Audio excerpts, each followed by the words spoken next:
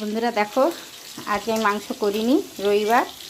আজকে যে মুরাল মাছ আনছিলাম, মুরাল মাছ দিয়ে আলু দিয়ে টমেটো পেঁয়াজ দিয়ে একটা মাখা মাখা তরকারি করব।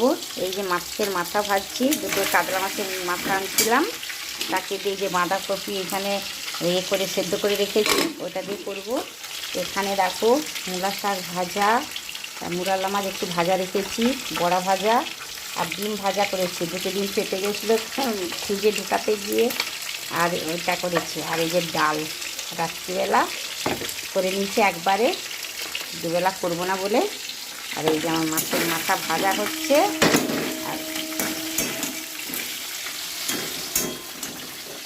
মাছের তেল কোঁটাটাও ভাজা আছে, খুব সুন্দর দেখতে লাগছে।